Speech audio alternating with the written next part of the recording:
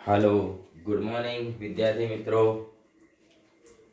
હું પ્રવીણ પટેલ ફિઝિક્સ વિષયમાં આપનું સ્વાગત કરું છું। ધોરણ 12 પ્રકરણ 5ના આપણે દાખલાઓ જોઈ રહ્યા છીએ। તો સ્વાધ્યાયનો 5.6 દાખલો આપણે આજના ભાગ 4માં શરૂઆત કરીએ। રકમ તમારી સામે અહીંયા આગળ ઉપસ્થિત છે। તો અહીંયા આગળ તમને એક વિગત આપેલી છે। એવું સોલેનોઇડ કે જેમાં આટાની સંખ્યા 800 આરછેદનું ક્ષેત્રફળ આપેલું છે અને વહેતો પ્રવાહ આપ્યો છે। આ રકમ એ દાખલા નંબર 5 ની છે, પણ આપણે અહીંયા આગળ લખી છે કારણ કે એમણે એવું સૂચનામાં લખ્યું છે। આવા સોલેનોઇડને સમક્ષિતિજ દિશામાં રહેલા 0.25 ટેસ્લાના ચુંબકીય ક્ષેત્ર સાથે સોલેનોઇડની અક્ષ 30 ડિગ્રીનો કોણ બનાવે એમ લટકાવેલ છે તો લાગતું ટોર્ક ગણો। એકદમ સરળ એમસીક્યુમાં જ પૂછાય એવી સંભાવના વધારે છે। તો અહીંયા આગળ તમને વિગતો આપી છે એ ઉપરથી સીધું ને સરળ ટોર્કનું સૂત્ર જ આપણને ખ્યાલ હોવો જોઈએ। તો ટોર્ક બરાબર શું થાય? NIA, એટલે આને આપણે કહીશું મેગ્નેટિક મોમેન્ટ NIA, અને એની સાથે B sin થીટા, આ પ્રમાણે સૂત્ર છે। NIA B sin થીટા એટલે કે MB sin theta, MB sin theta. હવે અહીંયા આમાં કિંમતો એડ કરી દઈએ। 800 ગુણ્યા 3 એમ્પિયર ગુણ્યા 2.5 ગુણ્યા 10⁻⁴ બી ની કિંમત 0.25 ટેસ્લા અને સાઇન 30 ડિગ્રી, આ રીતે આપણે કિંમતો એડ કરી દઈએ। તો આનો આપણે કેલ્ક્યુલેટરથી હિસાબ કરીએ એટલે આપણને જવાબ મળી જશે।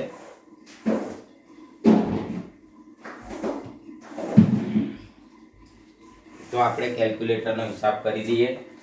તો 800 ગુણ્યા 3 ગુણ્યા 2.5 ગુણ્યા 0.25 ગુણ્યા આ સાઇન 30 એટલે 0.5 કહેવાય, 0.5, તો બધાનો જવાબ આવે છે 750 10⁻⁴। આ -4 એમના એમ રહેશે। પ્રમાણિત કરવું હોય તો પોઈન્ટને 2 સ્ટેપ ડાબી બાજુ લઈએ તો 2 ઘાત આમાં વધે એટલે કે 7.5 10⁻² જૂલ, અથવા તો ટોર્કનો બીજો એકમ છે ન્યૂટન ઇન્ટુ મીટર। તો આ પ્રમાણે સાવ સરળ એમસીક્યુમાં પૂછાય એવો દાખલો છે। એકવાર જોઈ લઈશું આપણે।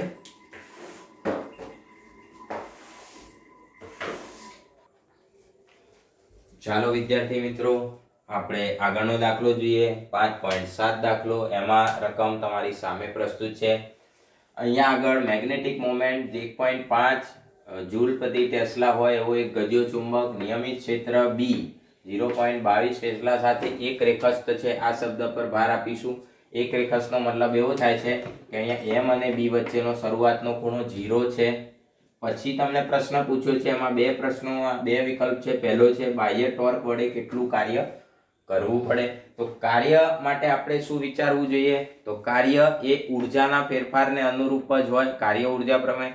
તો અહીંયા આગળ જ્યારે તમે ચુંબકને ક્ષેત્ર સાથે લટકાવો છો શરૂઆતમાં ત્યારે ખૂણો 0 છે, ત્યારે થતું કાર્ય ત્યારે એની અંદર ઊર્જા એટલે કે પ્રારંભિક ઊર્જા, અને જ્યારે અહીં કન્ડિશન આપી છે કે લંબ દિશામાં ગોઠવીએ ત્યારે ઊર્જા, એટલે કે આપણે અહીંયા આગળ ઊર્જાનો ફેરફાર ગણવાથી કાર્ય મળી જશે। તો પહેલો વિકલ્પ જે છે એની અંદર પહેલો લંબ દિશામાં, બરોબર। તો ગજિયો ચુંબક જે છે, ગજિયો ચુંબક શરૂઆતમાં પ્રારંભમાં કેવું ગોઠવાય છે? તો B સાથે એક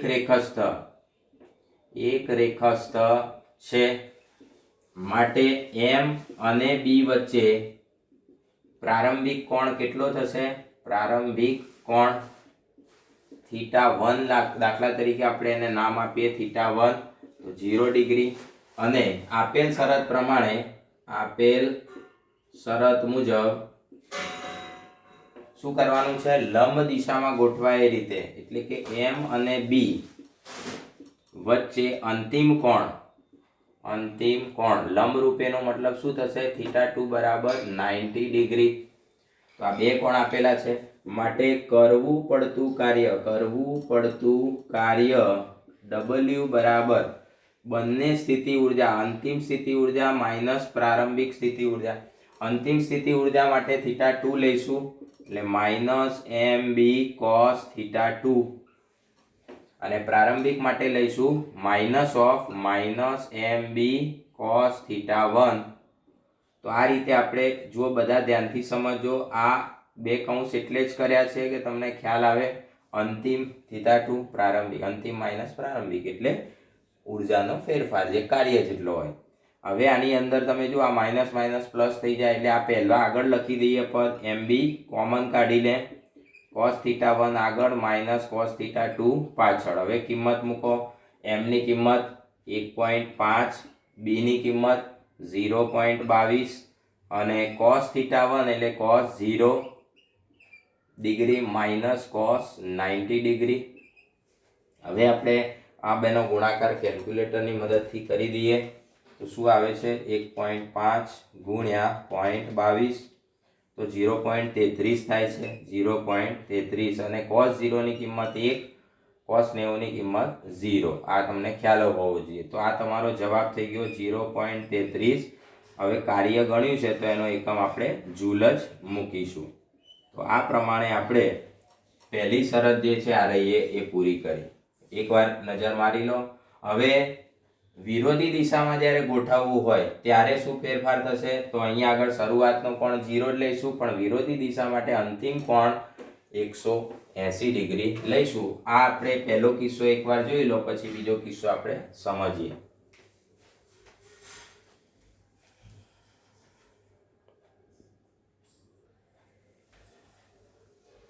ચાલો વિદ્યાર્થી મિત્રો, બીજો કિસ્સો આ રહ્યો. બરોબર છે કે વિરોધી દિશામાં ગોઠવવાનું હોય તો અહીંયા આગળ શરૂઆતની કન્ડિશન તો સરખી જ છે, પણ અંતિમ કન્ડિશનમાં અહીંયા 180 ડિગ્રીનો ખૂણો. તો અહીંયા લખવાનું એમ અને બી વચ્ચે પ્રારંભિક કોણ થીટા 1 આપેલ શરત મુજબ, એટલે આ શરત છે એના પ્રમાણે અંતિમ કોણ 180 થશે. બરોબર, એટલે કે વિરોધી દિશામાં ગોઠવાશે તો કરવું પડતું કાર્ય અંતિમ માઇનસ પ્રારંભિક, એ જ પ્રમાણે અંતિમ માઇનસ પ્રારંભિક. ખાલી અહીંયા આગળ ખૂણાની કિંમતો જે છે એ બદલાશે. એમ ની કિંમત 1.5, બી ની કિંમત 0.22, cos થીટા 1 એટલે કે cos 0 માઇનસ cos 180. હવે અહીંયા આગળ આ બેનો ગુણાકાર હમણાં જ આપણે જોયો છે એ પ્રમાણે 0.33 આવશે. બરોબર છે, અને cos 0 ની કિંમત 1 માઇનસ cos 180 ની કિંમત -1. આ રીતે તો માઇનસ માઇનસ આ બે ભેગા થઈને +1 થઈ જાય એટલે 1 ને 1 2, આને ગુણી નાખીએ એટલે 0.66 જૂલ. તો આપણે જે પહેલો વિકલ્પ હતો લંબ રૂપે ગોઠવવા માટે કરવું પડતું કાર્ય એના કરતાં 180 માં કાર્ય ડબલ થઈ જતું હોય છે એવું આપણને જણાય છે. મતલબ કે આ પહેલા વિકલ્પના બે કન્ડિશનો જે છે એ તમને ખ્યાલ આવી ગયો હશે. ઓકે, હવે આપણે આ બી ઓપ્શન છે એની વાત કરીએ. એકવાર નજર મારી લેજો.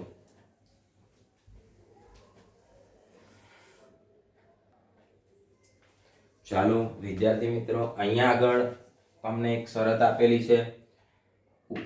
ઉપરના બંને કિસ્સા, એટલે આ બંને કિસ્સા માટે ટોર્ક ગણવાનું. તો આપણે અહીંયા પહેલા કિસ્સામાં જોઈએ તો પ્રારંભિક કોણ થીટા 1 બરાબર 0 છે, જ્યારે અંતિમ કોણ થીટા 2 બરાબર 90 છે. મતલબ 0 થી 90 ઉપર આપણે જ્યારે ચુંબકને આમ ફેરવીએ ત્યારે ટોર્ક જે છે એમાં પણ બાદબાકી થાય, અંતિમ ટોર્ક માઇનસ પ્રારંભિક ટોર્ક. એટલે આપણે અહીંયા આગળ જો ખૂણાની કિંમતો મૂકીએ તો એમ બી સાઈન અંતિમ 90 ડિગ્રી છે માઇનસ પ્રારંભિક 0 ડિગ્રી છે. એટલે તમારી બુકમાં 0 ડિગ્રી હોવાથી આ લખેલું નથી, પણ આની કિંમત તમને ખબર જ છે 0 થાય. એટલે એમ બી સાઈન 90 થી પણ જવાબ લખી શકાય. એટલે તમારી બુકમાં કદાચ એમ બી સાઈન 90 પ્રમાણે ગણતરી હોય તો એમ બી સાઈન 90 કિંમત મૂકો. એમ ની કિંમત 1.5, 0.22 અને સાઈન 90 ની કિંમત 1. તો આનો જવાબ 0.33 જૂલ. તો અહીંયા આગળ આપણે જોઈ શકીએ છીએ કે જે ટોર્ક છે એ કરવા પડતા કાર્યને સમતુલ્ય જ ઉત્પન્ન થતું હોય છે. એ જ રીતે બીજી કન્ડિશન તમને આપેલી છે. બીજી કન્ડિશનમાં પ્રારંભિક કોણ 0 થી કેટલો કરવાનો છે? 180 કરવાનો છે. બરોબર, તો અહીંયા આગળ બીજી કન્ડિશન પણ આપણે ગણી દઈએ કે પ્રારંભિક કોણ થીટા 1 બરાબર 0 થી અંતિમ કોણ કેટલો લાવવાનો? વિરોધી દિશામાં ગોઠવવો હોય તો 180 ડિગ્રી પર ગોઠવતા ઉદ્ભવતું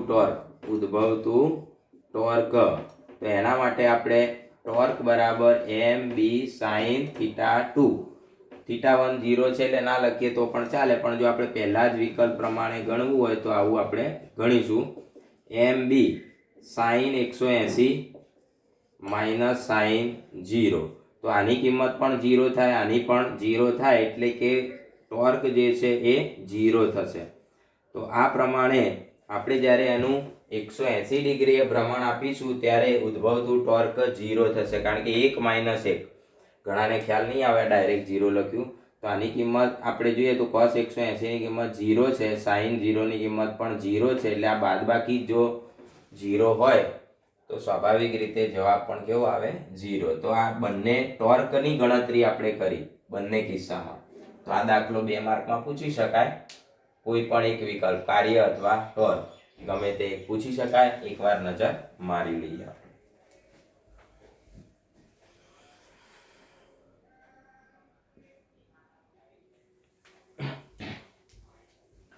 ચાલો વિદ્યાર્થી મિત્રો, 8મો દાખલો જોઈએ. એકદમ સરળ છે, આગળ આપણે જોઈ જ ગયા છે એવો જ દાખલો છે.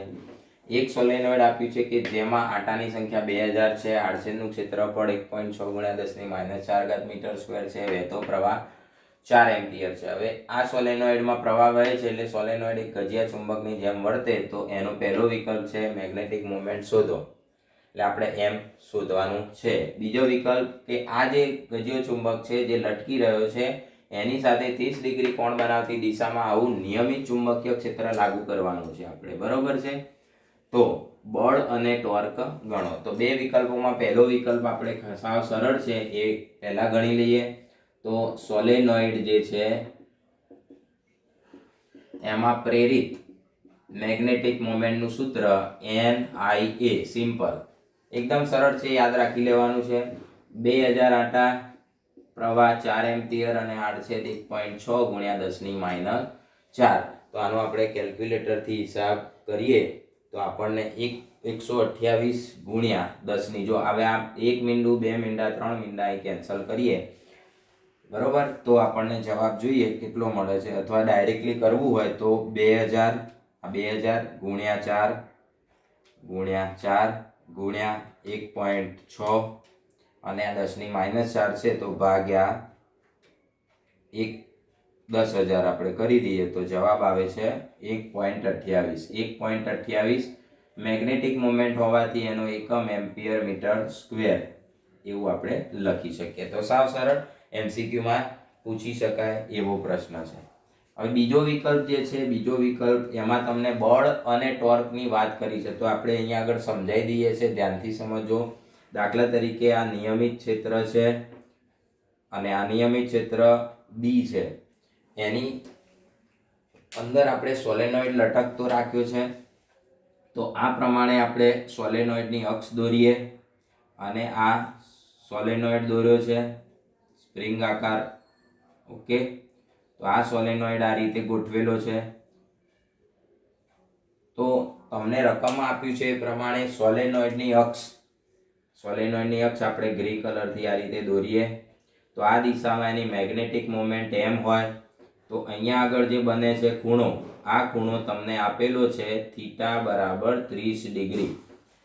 તો હવે આપણે જ્યારે વિચાર કરીએ છીએ કે સોલેનોઇડને આ રીતે એક ગજિયા ચુંબકની જેમ જો કલ્પવામાં આવે તો આ છેડો n બને અને આ છેડો s બને, મતલબ કે આ છેડો અને આ છેડો એના ઉપર લાગતા બળો વિચારવાના. તો નિયમિત ચુંબકીય ક્ષેત્ર B હાજર હોય તો આ દિશામાં, દાખલા તરીકે આ દિશામાં આપણે અહીંયા આગળ n હોય અને અહીંયા s હોય, તો આ દિશામાં લાગતું બળ, એક ધ્રુવ પર લાગતું બળ, ધારો કે આ દક્ષિણ ધ્રુવ છે એમ વિચારીએ તો Fs, અને આ ઉપર ઉત્તર ધ્રુવ છે એના પર લાગતું બળ એ આ દિશામાં હશે, તો આને આપણે નામ આપીએ છીએ કયું બળ? Fn. તો બંને કેવા છે? વિરોધી દિશામાં સમાન મૂલ્યના. તો અહીંયા ખાસ એ યાદ રાખવાનું છે, શું યાદ રાખવાનું છે કે જ્યારે પણ ગજિયા ચુંબકને નિયમિત ચુંબકીય ક્ષેત્રમાં મુક્ત રીતે લટકાવેલ હોય ત્યારે તેના બંને છેડા જે છે બંને છેડા પર લાગતું બળ સમાન મૂલ્ય અને કેવી દિશામાં હોય છે? વિરુદ્ધ દિશામાં હોય છે. તો અહીંયા ગજ્ય ચુંબક છે એને આપણે સોલેનોઇડ સાથે સરખાવી શકીએ છીએ, કારણ કે જે પણ એક ચુંબક જ બની જાય છે. તો માટે પરિણામી બળ બરાબર હંમેશા 0 જ હોય. જમણી બાજુ +Fn, ડાબી બાજુ માઇનસ. એટલે આ શરત પ્રમાણે આપણે આ બળ ગણી નાખ્યું. ગણવાનું ના હોય, ખાલી સમજૂતી છે. હવે ટોર્ક માટે આપણે વિચાર કરીએ તો 30 ડિગ્રીએ જ્યારે મૂકીએ છીએ, બરોબર, સોલેનોઇડ ની અક્ષ પર મેગ્નેટિક મોમેન્ટ m બરાબર કેટલા આવ્યા છે? 1.28 MB, sorry 1.28 ampere metre square. અને ચુંબકીય ક્ષેત્ર એને આપણે B કહીએ છીએ, તો B કેટલું છે? 7.5 10⁻² ટેસ્લા પરસ્પર કેટલા કોણે? થીટા બરાબર 30 કોણે હોય તો ઉદ્ભવતું ટોર્ક જે છે એ સૂત્ર આપણે જાણીએ છીએ. ટોર્કનું સૂત્ર mb sin થીટા પ્રમાણે મળે. આ ટોર્કની ગણતરી કરી રહ્યા છે. ચાલો, m ની કિંમત 1.28, b ની કિંમત 7.5 ગુણ્યા 10⁻² અને sin 30 ડિગ્રી. હવે આનો કેલ્ક્યુલેટરથી આપણે હિસાબ કરી દઈએ તો 1.28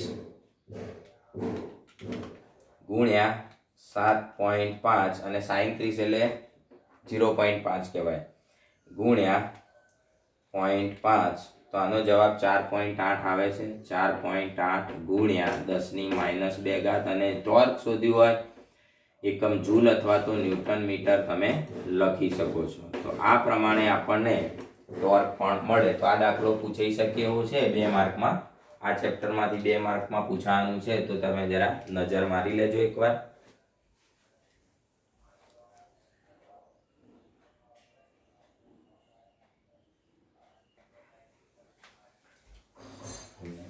વિદ્યાર્થી મિત્રો, 9મો દાખલો છે. ઘણી મોટી જ રકમ છે, પણ થોડીક સમજશો એટલે સાવ સરળ લાગશે તમને. એક વર્તુળાકાર ગૂંચળું જેમાં આટાની સંખ્યા 16 છે, તેના આડછેદની ત્રિજ્યા 10 સેમી છે, તેમાંથી 0.75 એમ્પિયર પ્રવાહ વહે છે. મતલબ કે આ ગૂંચળું હવે સોલેનોઇડ જ છે એવું આપણે વિચારી શકીએ. આવા સોલેનોઇડને બાહ્ય ચુંબકીય ક્ષેત્ર B બરાબર 5 ગુણ્યા 10⁻² ટેસ્લા સાથે લંબ રૂપે ગોઠવ્યું છે. કેવી રીતે ગોઠવ્યું છે ભાઈ? લંબ રૂપે ગોઠવેલું છે. અને તે મુક્ત ભ્રમણ કરે એ રીતે લટકાવ્યું છે. હવે થોડુંક ફેરવીને છોડી દઈએ. માની લો કે એનું થીટા ભ્રમણ આપીએ અને છોડી દઈએ તો એ સ્થિર સંતુલન સ્થિતિની આસપાસ 2 પ્રતિ સેકન્ડ આવૃત્તિથી દોલન, મતલબ કે ગૂંચળું હવે દોલન કરે છે આમાં, બરોબર છે. આ રીતે આમાં દોલન કરે છે. તો એને અનુલક્ષીને જડત્વની ચાક માત્રા ગણો. મતલબ કે આ પ્રશ્ન જે છે એમાં તમારે જડત્વની ચાક માત્રા ગણવાની છે. તો તમને ખ્યાલ હોવો જોઈએ કે જ્યારે સોલેનોઇડની આપણે વાત કરીએ છીએ ત્યારે આવર્તકાળનું સૂત્ર જે છે 2π√I/mb આ સૂત્ર ઉપયોગમાં લઈ શકાય છે. t એ આવર્તકાળ છે, પણ અહીં તમને આવૃત્તિ આપી છે. તમે જાણો છો આનું વ્યસ્ત કરીએ આવર્તકાળનું વ્યસ્ત કરીએ એટલે શું થઈ જાય? આવૃત્તિ થઈ જશે. તો અહીંયા આવી રીતે પણ તમે સૂત્ર 1/f વાળું બનાવી શકો, અથવા આનું વ્યસ્ત કરીને પણ તમે સૂત્ર લખી શકો છો, બરોબર. તો અહીંયા ચાક માત્રા ગણવા માટેની વિગતો પહેલા તો જે આપી છે, આટાની સંખ્યા n બરાબર 16 આપેલી છે. પછી ત્રિજ્યા r બરાબર 10 સેન્ટીમીટર, એના મીટર કરી દઈએ એટલે આટલા મીટર આપેલું છે. અને પ્રવાહ I બરાબર 0.75 એમ્પિયર આપેલું છે. તો આ ત્રણેયનો ઉપયોગ કરીને આપણે શું ગણી લઈએ? પહેલા મેગ્નેટિક મોમેન્ટ m ગણી લઈએ, NIA. n એટલે આટાની સંખ્યા 16 છે, I એટલે પ્રવાહ 0.75 છે, અને એ એરિયાનો છે. એરિયા તો આપણે વર્તુળાકાર ગૂંચળું એવું લખેલું જ છે અહીંયા જુઓ. તો વર્તુળનું ક્ષેત્રફળ તમે જાણો છો એમ πr² એટલે આનો વર્ગ કરવાનો છે. તો આનો હિસાબ આપણે કરીએ ધારો કે તો -1 કહેવાય આનો હિસાબ. અને -1/2 એટલે વર્ગ πr². હવે આનું આપણે કેલ્ક્યુલેટરનો ઉપયોગ કરી અને મેગ્નેટિક મોમેન્ટ ગણી લઈએ. તો આપણે પહેલા મેગ્નેટિક મોમેન્ટ અલગથી ગણી શકીએ છીએ. તો આપણે કેલ્ક્યુલેટરનો ઉપયોગ કરી અને મેગ્નેટિક મોમેન્ટ ગણીશું. 16 ગુણ્યા 0.75 ગુણ્યા 3.14 37.68 10⁻². તો આ તમારો જવાબ એમ્પિયર મીટર સ્ક્વેરમાં એસઆઈ એકમમાં મેગ્નેટિક મોમેન્ટ લાવ્યા. એની જરૂર પડવાની જ છે. ચાલો, ત્યાર પછી ચુંબકીય ક્ષેત્ર તમને આપેલું છે અહીંયા બી બરાબર 5 ગુણ્યા 10⁻² ટેસ્લા એ રકમમાં છે જ. અને બીજું આપણે આપેલું છે આવૃત્તિ 2 પ્રતિ સેકન્ડ અથવા 2 હર્ટ્ઝ. તો આપણે આવૃત્તિનું વ્યસ્ત કરીને આવર્તકાળ કરી શકીએ છીએ. તો આટલી સેકન્ડ, 1/2 સેકન્ડ આવર્તકાળ. હવે આપણે આવર્તકાળનું જે સૂત્ર છે એને મૂકી અને આ જડત્વની ચાક માત્રા ગણી શકીએ. આઈ એટલે જડત્વની ચાક માત્રા. આઈ એ પ્રવાહનો પણ હોય છે અને આઈ એ જડત્વની ચાક માત્રા પણ. આપણે અહીંયા આગળ આઈ જડત્વની ચાક માત્રા લઈશું તો ગણતરી આ રીતે થશે. બરોબર છે કે આવર્તકાળ t બરાબર 2π√i/mb. આમાંથી આપણે પહેલા શું કરીએ, વર્ગમૂળ દૂર કરીએ એટલે વર્ગ કરી દઈએ. t² બરાબર 4π²i/mb. હવે આમાંથી આપણે જે શોધવાનું છે આઈને કરતા બનાવી દઈએ. તો આઈને કરતા બનાવો તો i બરાબર આ mb વડે ગુણાકાર કરી દેવાનો, mbt² અને 4π² વડે ભાગાકાર કરી દેવાનો. તો આ જે સૂત્ર છે બસ હવે એમાંથી આપણે કિંમત મૂકી અને આગળ ગણતરી કરી શકીએ. i બરાબર એમની કિંમત જે તમે શોધી કેટલી છે 37.68 ગુણ્યા 10⁻². બીની કિંમત જે રકમમાં આપી છે 5 ગુણ્યા 10⁻². અને આવર્તકાળ જે છે t² એટલે આ આવર્તકાળ 1/2 છે એનો વર્ગ 1/4 આવું લખી શકીએ. 1/4 છેદમાં 4 π² ની કિંમત જનરલી તમને યાદ રહેવી જોઈએ. π² ની કિંમત 10 જેટલી જ હોય છે. એ તમારે યાદ રાખી લેવાની એપ્રોક્સિમેટલી. હવે આનો હિસાબ આપણે કેલ્ક્યુલેટરથી કરવાનો થશે. તો 37.68 ગુણ્યા 5 અને ચોગું 16 એટલે કે ભાગ્યા 16 છેદમાં છે એટલે. તો આનો જવાબ આવે છે 11.775. બરોબર. અને 10 નો હિસાબ માંડીએ આપણે તો -2 -4 અને નીચેથી એક ઉપર બીજી પાછી એમાં ઉમેરાય એટલે -5. જડત્વની ચાક માત્રાનો એકમ કિલોગ્રામ મીટર સ્ક્વેર હોય છે. શું હોય છે? Kilogram metre square. જેમ મેગ્નેટિક મોમેન્ટ એટલે કે ચુંબકીય ચાક માત્રાનો એકમ એમ્પિયર મીટર સ્ક્વેર હોય, એમ્પિયરની બદલે કિલોગ્રામ કરી દેવાનું. તો આ પ્રમાણે તમને જડત્વની ચાક માત્રા મળી. અને પ્રમાણિત રૂપમાં લખવું હોય તો આમ પણ લખાય જડત્વની ચાક માત્રા i બરાબર 0.1 સ્ટેપ ડાબી બાજુ લઈ લઈએ એટલે આવું થશે. 10 ડાબી બાજુ જાય તો શું થાય? 1 ઘાત વધે એટલે -4 કિલોગ્રામ મીટર સ્ક્વેર. આ તમારો આન્સર કહેવાય. એકવાર નજર મારી લેજો.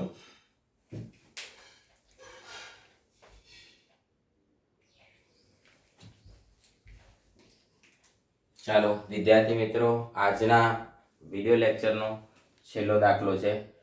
સ્વાધ્યાયનો 5.10 દાખલો. મેગ્નેટિક મેરિડિયનને સમાંતર ઉર્ધ્વ સમતલમાં મૂકેલ દોલન કરી શકે એવી ચુંબકીય સોયની અણી સમસ્થિતિ સાથે નીચે તરફ 22 ડિગ્રી કોણ બનાવે છે. એનો મતલબ શું છે કે આ સમસ્થિતિ છે, આ સમસ્થિતિ લાઈન કહેવાય. અને આ સમસ્થિતિ સાથે એની જે અણી છે એ 22 ડિગ્રીનો આ રીતે કોણ બનાવે છે. એટલે અહીંયા આગળ 22 ડિગ્રી હોય તો આની અણી જે છે નીચે તરફ છે. જુઓ, સમસ્થિતિથી નીચે તરફ 22. તો આમ ઉધ્વ દિશામાં જો વિચારીએ તો પણ કેટલું હોય? અહીંયા 22 જ હોય, સામસામે સરખું હોય. તો નીચેની અણી 22 ડિગ્રીએ છે તો ઉપરનો જે અણી છે એ પણ 22 ડિગ્રીએ જ હોય. તો આ પ્રમાણે આપણે પૃથ્વીનું ચુંબકીય ક્ષેત્ર બી આવેલું છે.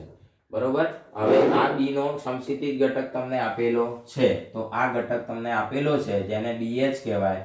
ઉધ્વ ઘટક એને BV કહેવાય. તો આપણને BH ઘટક માટે આવી આકૃતિ યાદ રહેવી જોઈએ. તો BH એક ખૂણાની પાસેની બાજુ છે તો અહીં નમન કોણ 22 ડિગ્રી લઈ લેવાનો બીની કિંમત BHની કિંમત તમને આપેલી છે 0.35 ગોસ. તે સ્થાને ચુંબકીય ક્ષેત્ર બી ગણો. તો આપણે આ બી અને BHને જોડવા માટે કોસ ગુણોત્તર લેવો પડે. BH બરાબર B cos phi. આમાંથી આપણે બીને કરતા બનાવવાનો. તો BH upon cos phi. BHની કિંમત 0.35 ગોસ આપી છે. cos 22 એની કિંમત રકમમાં આપેલી જ હશે, મૂકી દેવાની અને કેલ્ક્યુલેશનથી જવાબ લાવવાનો. તો તમને કેટલો મળ્યો? 0.8. કદાચ આ દાખલામાં BV શોધવાનું પૂછે કદાચ, તો તમારે અહીંયા આગળ શું કરવાનું છે? તો BV upon BH બરાબર આવી રીતે કરી શકો છો. BV upon BH બરાબર શું કરીશું? tan થીટા બરાબર, tan phi લઈને ગણી શકીએ. તો આમાં તમને BV મળી શકે છે. BV બરાબર BH into tan phi. જો એવું ના કરવું હોય, tan phi આપણે કદાચ ન લેવો હોય, તો પાયથાગોરસનો પ્રમેય પણ વાપરી શકો છો. BV સ્ક્વેર વત્તા BH સ્ક્વેર બરાબર B સ્ક્વેર. આમાંથી BV સ્ક્વેર બરાબર B square minus BH square. આની આગળ ગણતરી જાતે કરી લેવી, કારણ કે તમે B પણ શોધી નાખ્યો છે, BH આપેલો છે આ અને 0.35, એટલે તમારો જવાબ મળી જશે. તો આપણે આવતા લેક્ચરમાં મળીશું. ત્યાં સુધી સર્વે વિદ્યાર્થી મિત્રો દાખલાનું બરોબર પ્રેક્ટિસ કરજો, તબિયત સારી રહે અને એ રીતે આપણે ઘરે સાચવીશું. પરીક્ષા નજીક આવે છે. સર્વેને જય સ્વામિનારાયણ.